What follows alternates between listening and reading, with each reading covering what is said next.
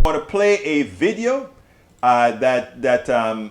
this video that you've got to see, and then we will take it en el otro lado.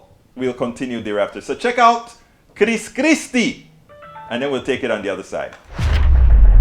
The book is called, it's about conspiracies and lies, and you really don't take on Fox News. Why not?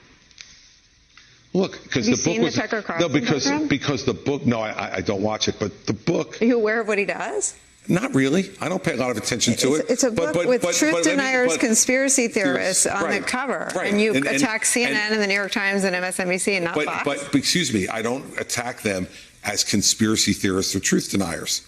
I talk about bias. And is bias more dangerous to the country than conspiracy theorists?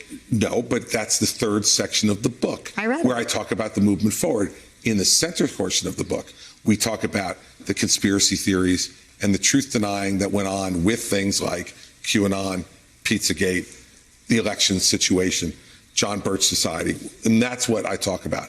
There's two sections of the book, and I'm sure accidentally you're conflating them. I'm not conflating them, but I don't think I don't think it's an intellectually honest case to make against conspiracy theories without taking on Fox News. Well, listen, then you can write that in your book.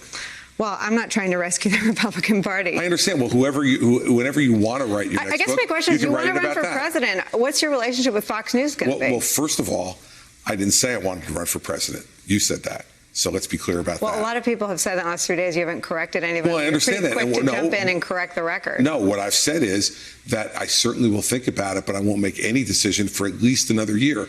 Do you think that Fox News in prime time is good for the country or bad? Listen, there are shows that I like in Fox News, and there's shows that I don't like. Like there are shows that I like here, and I don't like. Are you afraid to question the purveyors of conspiracy theories and By the way, but that's your opinion. You're welcome to your opinion, like everybody else in this country is welcome to your opinion.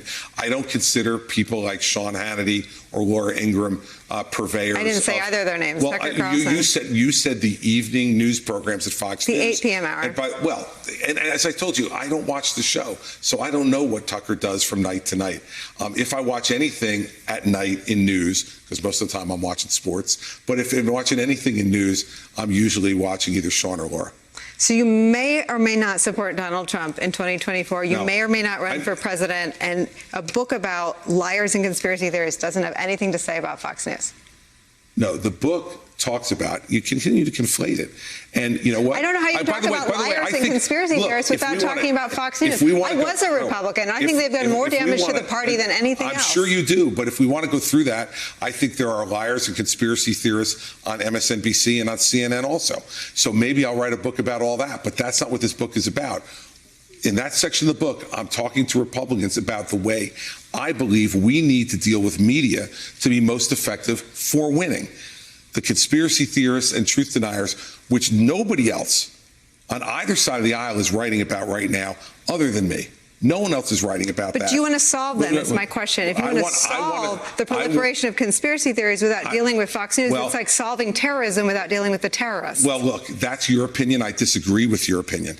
And I don't believe, and I think it's irresponsible, Nicolle, to analogize Fox News to terrorists. I'm not analogizing them. I'm talking about root problems. No, you write about being a prosecutor. And I want to understand what your solution is to the title of the book. It's about truth deniers and conspiracy. How do we purge the truth deniers and conspiracy theorists from the party? From our party. And it's by telling the truth to our voters. Where? To our voters. Where do you do that? Right in my book. No, but where do you go? Where do you go buy it? Go buy it. It's on sale today, and you can do it. Where do you do it? Speeches? You do it in where do you? Sure, I did it at the Reagan Library in September. I did it at the Republican Jewish Coalition just this past week, and every other place that I go, I will be talking about the fact that the Republican Party must once again be the party of truth, and if we do that, then we have a chance to be a winning party again, and if we don't, then we're going to be consigned to what happened to our party in the 30s when Herbert Hoover lost the House, the Senate, and the White House. The only other time it's happened in Republican Party history, and then we were out of the White House for 28 of the next 36 years. I don't want to see that happen to our country, and so that's why I'm speaking out. And I can't be responsible for everybody else, Nicolle. I hear you. I can be responsible for myself, and that's what I'm doing by writing this book and by coming out and talking to you about it even in a place where my opinion may not be completely welcome. No, I appreciate that. And I think you are a straight shooter, and that's why you're here. I just think that if you care about the party, I think Liz Cheney cares about the party. I think you have to deal with the places that echo the mistruths and the conspiracy theories. And I'm not judging you for not. I'm just asking if you think that's part of the solution or could be. And what I'm saying to you is the battles that I want to pick are the ones that I picked in that book. And there's no one else picking those battles. And so I got to take those on. And then if there's more to take on to make sure that the party is the party of truth and the party of solutions for citizens in this country, I'll take those on too, because you know I've never hesitated to do that.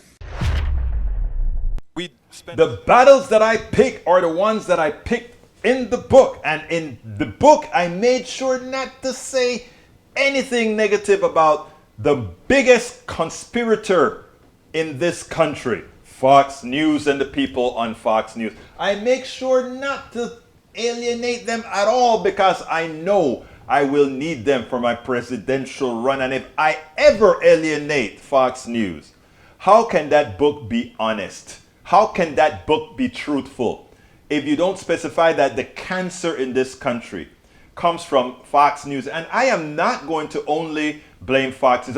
Let me give you something that I saw on Twitter, and I didn't copy it or anything, so it's floating around somewhere. But Chuck Todd goes on, and he's during the signing of the infrastructure bill, it was a good event. Chuck Todd equated it to somewhat of a funeral. He didn't say funeral; he used another word. But here is somebody that is supposed to be on a progressive channel. That's what you guys like to call it. I'm talking about my right-wing brothers and sisters. A progressive channel, a liberal channel. And here Biden is signing a very important bill that's going to help a lot of people and make a whole lot of Republicans and Democrats rich. And he says, oh, if this had happened in August, it would have been great. If this had happened in September, it would have been great. But it's happening in November, so it's like a funeral. What? You mean $1 trillion being spent 3 months out suddenly becomes a funeral as opposed to a joyous occasion? That is how our media changes the narrative and puts it into the psyche of many Americans. And many Americans see a television anchor, a television host, and they get their cues from these people. I am asking more people, please at least get some of the cues from yours truly and from some others, Daily Kos, and from Op-Ed News and from Common Dreams. Could you get some of your oomph from those of us in the independent media who actually tell the truth and tell you what's going on? Could you help us do that? And if you are listening to us, please remember, could you share our stuff? Could you support us the way the corporate structure supports the other side? Could you please? That is what we need. We spend a lot of time deconstructing the news, trying to parse it into a form that everybody can understand. We try to find those little nitpicks where it flies above the fray, etc. If you really like these videos that we do, I want to ask a big favor. Please go ahead, number 1, subscribe to our channel, and number 2, please join if you can. Thank you so kindly for watching. Keep watching. Please remember to share. We must populate the entire internet with our progressive message, a message that we know is what most Americans say that they want. So help us, please join.